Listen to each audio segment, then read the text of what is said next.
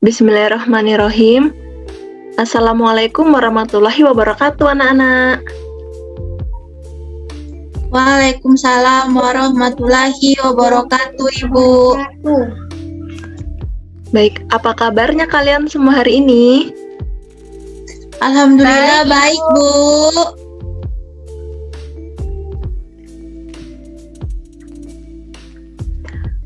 Ya, sebelum kita memulai pembelajaran pada hari ini, alangkah baiknya kita berdoa terlebih dahulu. Nah, untuk giliran memimpin doa pada hari ini, yaitu Naiscin, silakan dipimpin teman-temannya untuk berdoa ya. Baik, Bu. Mari teman-teman kita berdoa dengan mengucap basmalah. Bismillahirrahmanirrahim. Sudah, Ibu. Oke, terima kasih Naiscin. Oke anak-anak, pada hari ini kita akan belajar tentang tema 1, selamatkan makhluk hidup, subtema 1, tumbuhan sahabatku.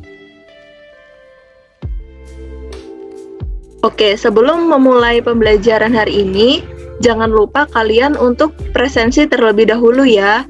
Link presensi ini sudah Ibu kirim di grup WhatsApp, oke? Baik, Bu.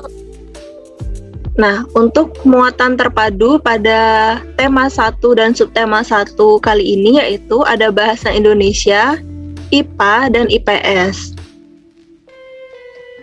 Dan untuk tujuan pembelajarannya yaitu yang pertama, peserta didik diharapkan mampu menemukan ide pokok dan informasi penting serta menyajikannya dalam bentuk diagram.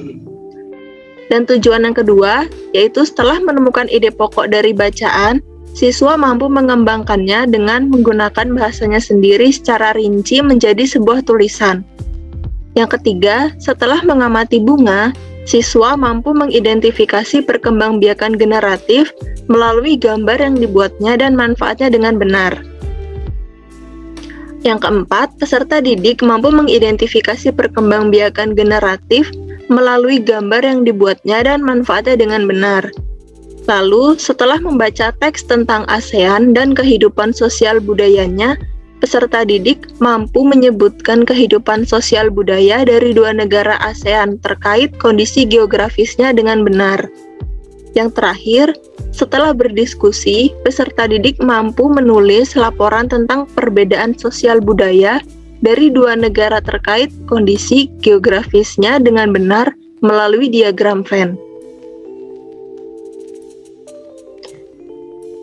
Oke, untuk slide ini ada yang tahu tidak ya? Di sini ada gambar apa aja? Ada tanaman padi, Ibu. Ya, betul Naiscin. Boleh tahu nggak tanaman padi ini berubah menjadi apa? Nasi, Bu.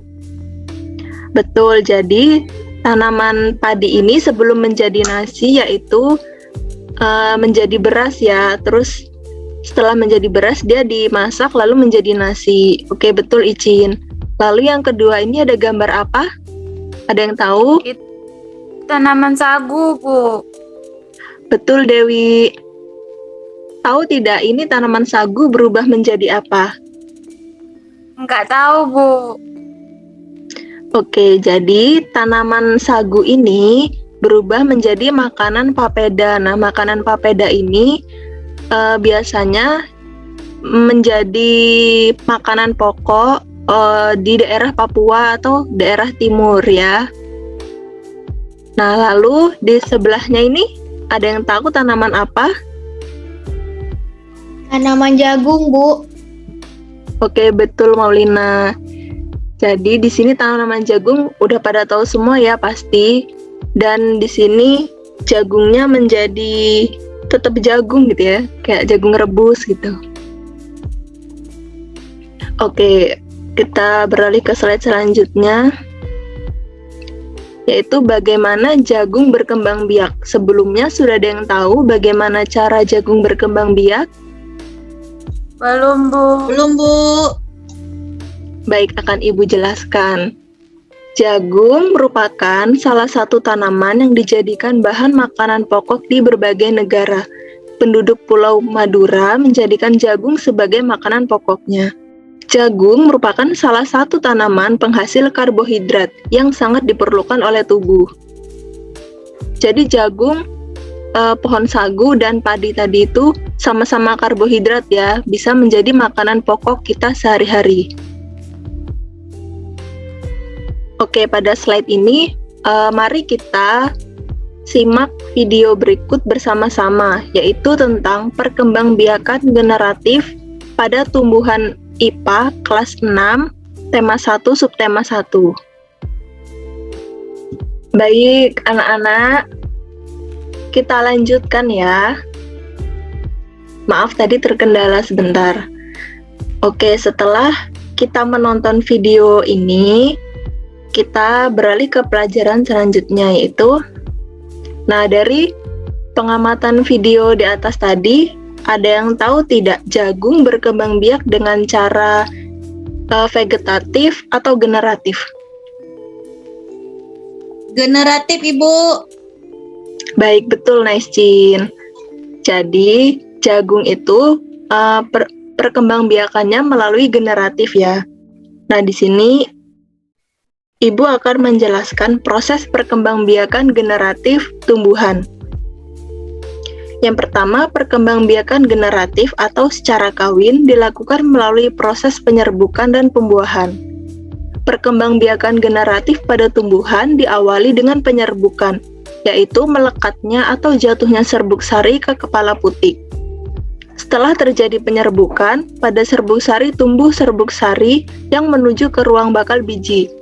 Kemudian, serbuk sari akan masuk ke ruang bakal biji melalui buluh serbuk sari. Nah, di dalam ruang bakal biji terjadi pembuahan, yaitu peleburan serbuk sari atau sel kelamin jantan atau spermatozoid dengan kepala putik atau sel kelamin betina atau sel telur. Nah, hasil dari pembuahan itu adalah zigot. Zigot ini berkembang menjadi lembaga. Bakal biji berkembang menjadi biji dan bakal buah.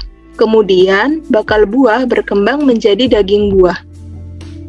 Proses terakhir yaitu lembaga yang berada di dalam biji merupakan calon tumbuhan baru. Jadi ini proses perkembangbiakan generatif pada tumbuhan ya.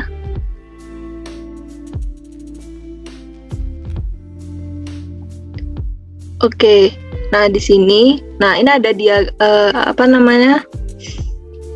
diagram proses perkembangbiakan generatif tumbuhan, yaitu dari serbuk sari dan sel telur itu bersatu menjadi pembuahan. Nah, dari pembuahan ini menghasilkan buah dan biji. Dari buah dan biji tumbuh menjadi tumbuhan baru. Itu tadi proses perkembangbiakan generatif tumbuhan. Nah, di slide selanjutnya yaitu bunga yang indah bukan hanya tumbuh di Indonesia. Negara-negara lain seperti negara tetangga pun memiliki bunga yang cantik karena kondisi geografis yang hampir sama. Bunga yang tumbuh tidak jauh berbeda jenisnya. Perhatikan jenis-jenis bunga yang tumbuh di negara-negara tetangga. Nah, di samping ini ada dua gambar bunga. Ya, jadi anak-anak di sebelah sini ada dua gambar bunga. Nah, dari dua gambar bunga ini ada yang tahu tidak salah satunya bunga apa? Saya, Bu, bunga Kamboja. Betul, Dewi, ini bunga Kamboja. Nah, jadi yang ini bunga kembang sepatu ya. Jadi bunga kembang sepatu tumbuh di Indonesia dan Malaysia. Bunga ini dapat digunakan sebagai pewarna. Di Malaysia, bunga kembang sepatu dinamakan bunga raya dan merupakan bunga nasional. Perhatikan bunga Kamboja pada gambar di samping, yang warna putih ini ya. Bunga ini sering digunakan dalam perlengkapan tari di Bali. Dorcampa atau bunga Kamboja dapat ditemukan di Indonesia dan Laos. Di negara tersebut, bunga ini digunakan untuk dekorasi upacara keagamaan dan penyambutan tamu. Jadi anak-anak, bunga Kamboja ini asalnya bukan dari Kamboja ya, tapi dari Indonesia dan Laos. Karena bunga Kamboja ini tidak tumbuh di semua negara Asia. Oke. Nah, selanjutnya kita beralih ke pembelajaran IPS. Karakteristik geografis dan kehidupan sosial budaya negara-negara ASEAN. Negara-negara di Asia Tenggara umumnya memiliki kondisi geografis yang sama. Akan tetapi, kesamaan kondisi tersebut tidak menjamin kehidupan sosial budaya yang sama. Kawasan Asia Tenggara sangat strategis sehingga berpotensi untuk dikembangkan. Beberapa negara di kawasan Asia Tenggara sepakat bekerja sama dan membentuk organisasi regional yaitu ASEAN.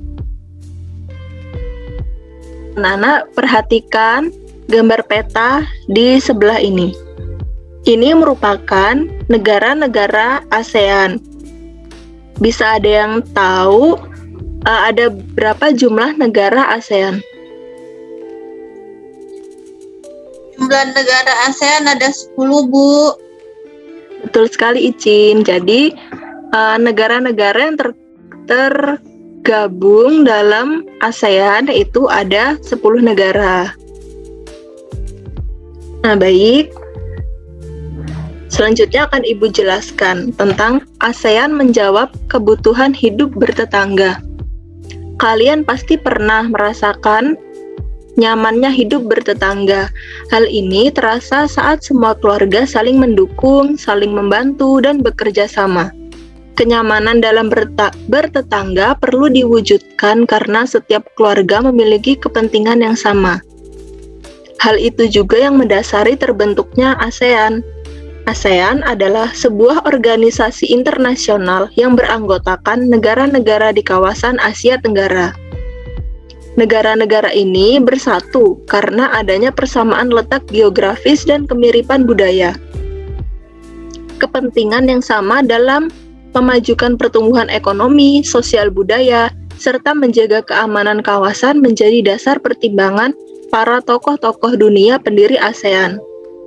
Pada tahun 1967, ASEAN berdiri atas dasar Deklarasi Bangkok.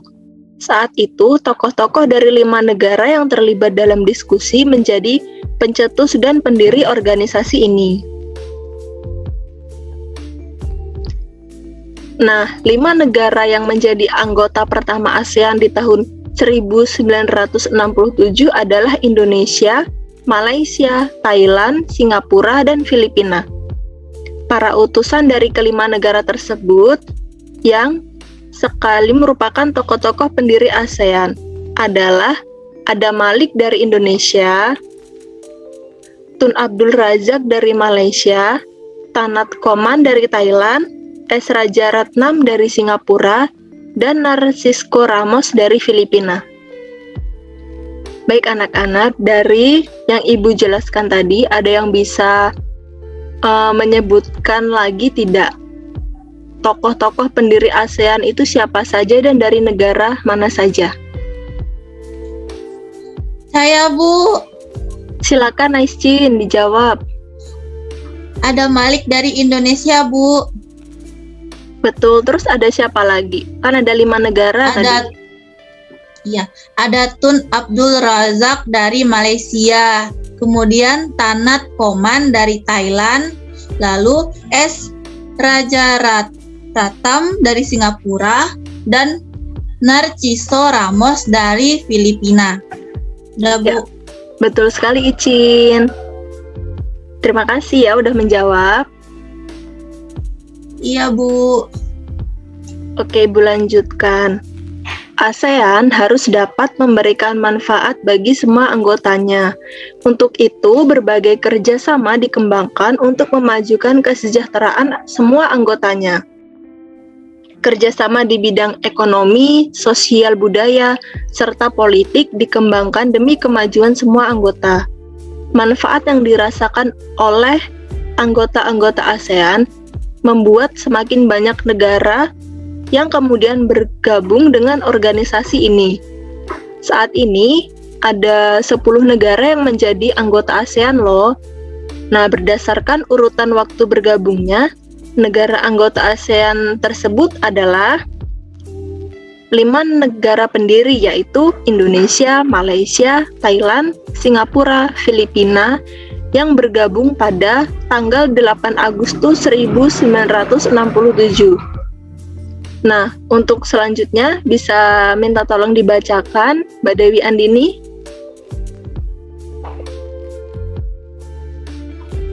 Baik, Bu.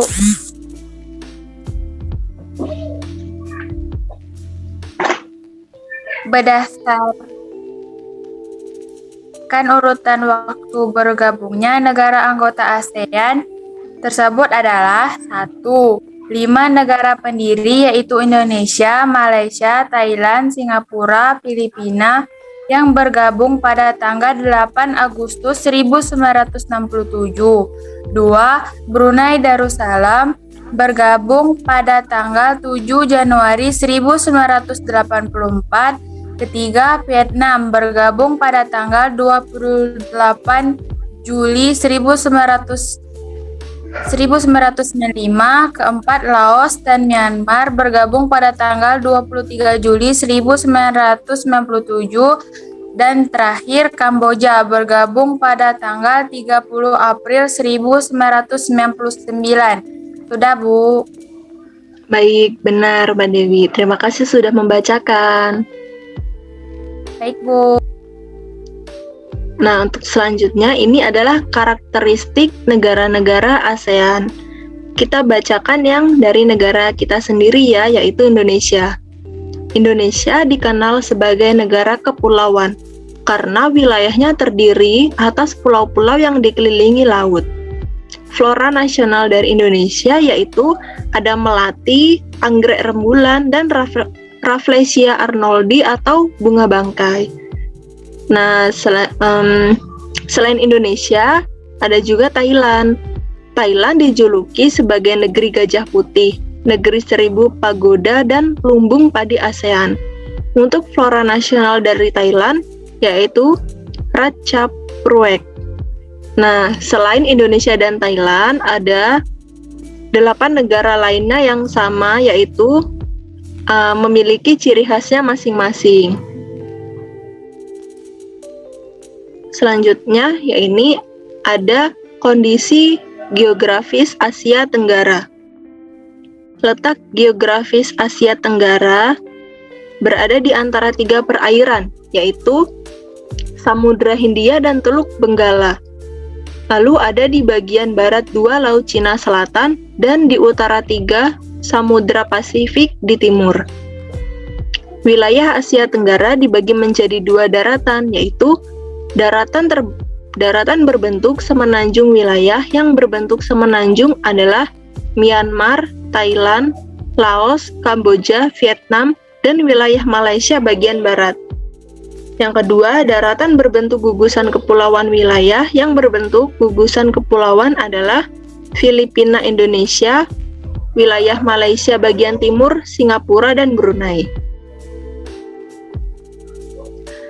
Wah, tidak terasa pembelajaran kita hari ini sudah selesai anak-anak.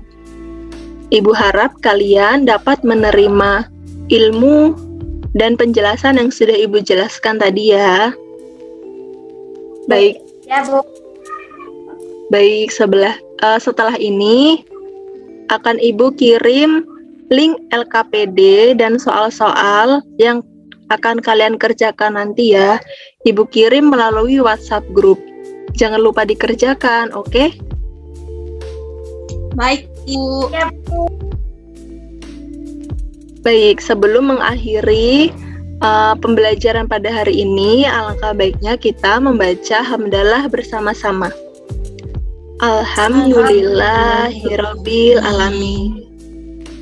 Baik anak-anak, jika ada salah kata dan perilaku Ibu yang kurang menyenangkan, mohon dimaafkan. Ibu akhiri. Wabillahi taufik wal hidayah. Wassalamualaikum warahmatullahi wabarakatuh. Waalaikumsalam warahmatullahi wabarakatuh.